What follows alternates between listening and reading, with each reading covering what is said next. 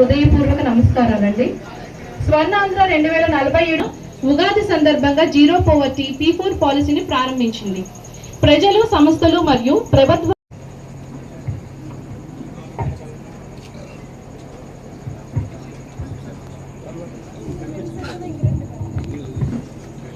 వార్షికోత్సవ ఈ సభకు గౌరవ శాసనసభ్యులు శ్రీమతి వరుపుల సత్యప్రభారాజయ్య గారు, వారితో పాటు గౌరవ ఎంపీ గారు, అలాగే మన స్పెషల్ ఆఫీసర్ గారు విచ్చేసినటువంటి నాయకులందరూ కూడా జ్యోతి ప్రజ్వలనం చేస్తున్నారు.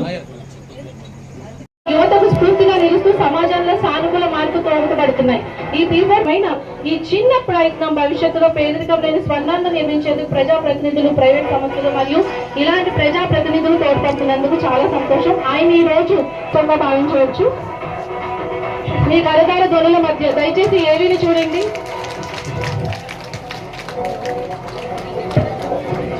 ఫోటో పేపర్ కదా, పేపర్ ఫోటో అదే.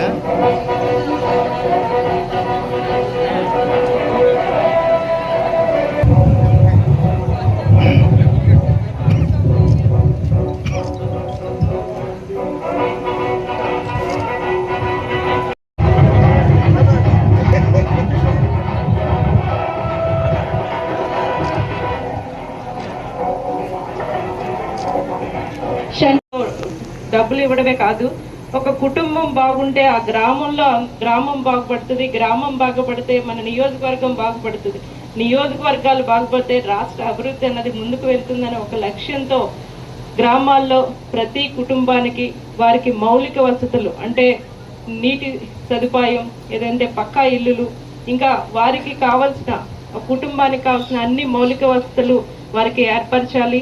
అదేవిధంగా వీటన్నిటితో పాటు సంక్షేమ పథకాలు కూడా ప్రతి అర్హత ఉన్న లబ్ధిదారులకి అందేలా చేయడం, ఇవన్నీ కూడా ఈ P4లోని ముఖ్య ఉద్దేశాలు.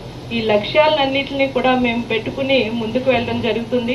అధికారుల సహాయంతో అలాగే నాయకుల సహాయంతో దీన్ని ముందుకు తీసుకెళ్ళడం జరుగుతుందని సందర్భంగా తెలియజేసుకుంటూ, ఇప్పటికే ఇందాక పెద్దలు చెప్పినట్టు మన ప్రతిపాడు కాన్స్టిట్యున్సీలో 11,420 బంగారు కుటుంబాలు గుర్తించబడ్డాయి.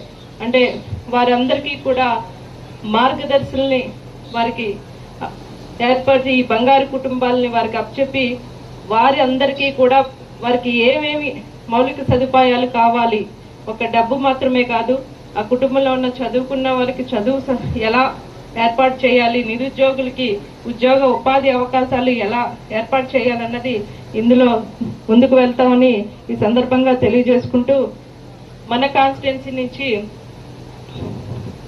1858 మంది మార్గదర్శులు ఇప్పటికే మేము మన CVAP వాళ్ళు చేసిన రిపోర్ట్ ప్రకారం వాళ్ళని నమోదు చేయడం అయింది.